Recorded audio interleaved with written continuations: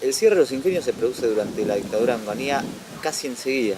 Onganía va a festejar el 150 aniversario de la independencia, o sea, en 1966, prometiendo, vamos a traerlo a términos un poco más actuales, una revolución productiva para Tucumán.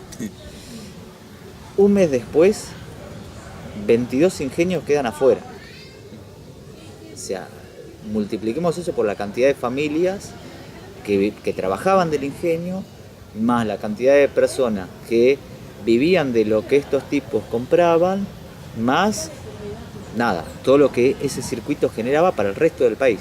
Pero solamente para Tucumán se calcula aproximadamente 250.000 personas afectadas que tuvieron que emigrar. Año 66.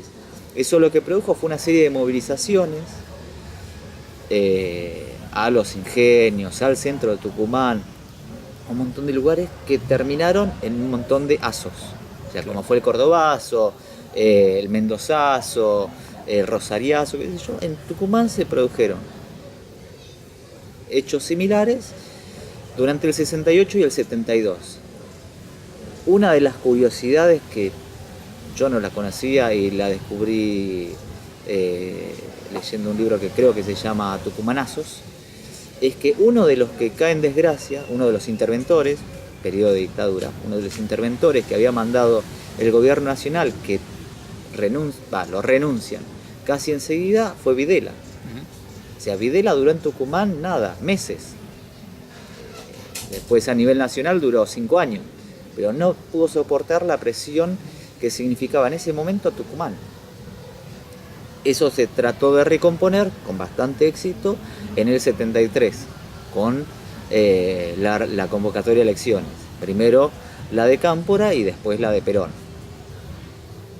Pero estaba claro que Tucumán no tenía una institución, y yo creo que incluso hoy no la tiene, una institucionalidad fuerte. Eso no existía. Si lo vemos con el paso del tiempo, por más que las elecciones fueron en el 73, un año y medio después, o menos te diría, ya había un poder paralelo, que era el del ejército. 10 meses después asume la comandancia del operativo Independencia Bussi, y 4 meses después ya viene el golpe. Incluso dentro de la propia dictadura, Bussi no dura hasta el final, dura 2 años más. Entonces digo, el recambio, sobre todo de personajes en Tucumán, yo creo que conlleva esta institucionalidad inestable, que va a durar hasta, te diría que hoy. Claro. ¿Cómo lograste, yo creo que lo lograste, desmontar este mito de la guerra, de los dos demonios y de la guerra sucia? Bien. Hay toda una mitología en torno a la Compañía de Monte y al Operativo Independencia o al periodo 74-76 en Tucumán.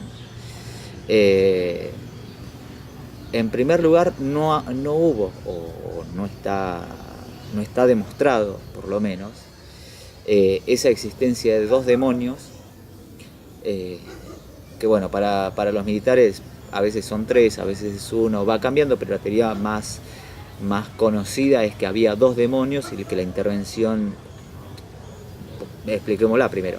Uno era las bandas terroristas subversivas como la Compañía de Monte, y otro eran las bandas parapoliciales, o en realidad paraestatales, como la AAA, por ejemplo. Entonces la intervención del ejército vendría a calmar toda esa situación que se había desmadrado. Poner orden. Tal cual. En Tucumán eso no existía. En Tucumán lo que había desde hacía muchísimos años era una presencia entre policial y militar permanente de asesinatos recurrentes sobre la población, pongámosle quejosa, de Tucumán. El mito del familiar es parte de eso. Exacto. El mito del familiar es en los cañaverales, en la cosecha de la caña de azúcar, para que vaya bien la cosecha, viene un perro gigante que echa fuego y qué sé yo, como si fuera, no sé, el chupacabras, y se lleva un peón para que la cosecha sea buena. Generalmente al peón que se llevaba era el más protestón. Bueno, y eso viene desde la instalación de los mismos ingenios, porque al no poder, no había sindicato, pero tampoco ellos podían controlar a los peones, entonces tenían que inventar algo. La policía lo que hacía era, a cambio de unos mangos, ayudar y secuestrar y hacer desaparecer, pensemos siglo XIX, secuestrar y hacer desaparecer a 1, 2, 3, 5 peones, los que fuera necesario. Uno de los impulsores de ese mito es un tipo que hoy es recontra conocido cuando uno toma un café, un mate o algo así, que se llama Hilleret. François Hilleret, el fundador de... El edulcorante, claro, el fundador de uno de los ingenios más grosos de Tucumán, fue uno de los impulsores. O sea, un francés que no le caían muy bien los obreros. O sea, venía escapando incluso de la Comuna de París, nada. Con el tiempo, eso no cambió en lo absoluto. Las condiciones de trabajo en Tucumán, en los cañaverales, que es la principal industria de la provincia, es lamentable. Hasta que se cierra. O sea, no hubo ninguna mejora en el medio.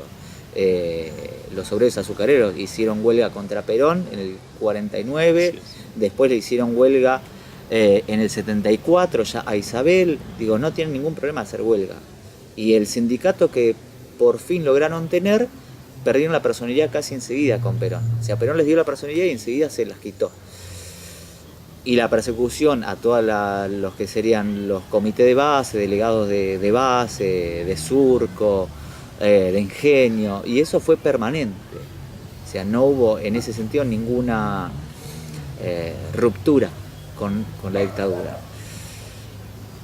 La intervención, por eso decía, la intervención de persecución al pueblo en general fue desde incluso antes de que existiera la Compañía de Monte.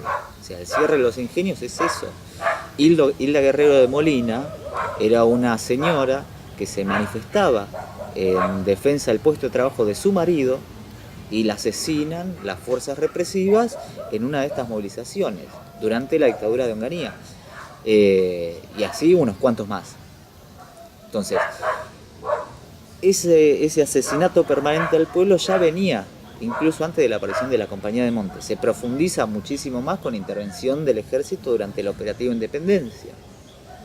Que hayan pasado 1000 tipos, 1000 personas, por centros clandestinos de detención, digo, no es cosa de todos los días. O sea, la Compañía de Monte durante todo su tiempo habrá tenido como máximo 200 integrantes, 200 y pico, en 2 años y pico, que no eran permanentes. ¿En ese periodo se reconoce algún enfrentamiento más o menos regular? Hay alguno que otro. Pero no era lo determinante. No. Lo que sucedía habitualmente eran emboscadas, encuentros fortuitos, pero no. Incluso los enfrentamientos más grandes tampoco se dan porque uno busca al otro, o sea, se dan casi casualmente. Manchalá, que es el más grande, se da casi de casualidad porque en realidad se topan con una guardia que tenía el ejército en una escuela perdida de Tucumán, y a partir de ahí, después discutiremos si estuvo bien o estuvo mal, pero a partir de ahí se da todo el enfrentamiento que vino posteriormente.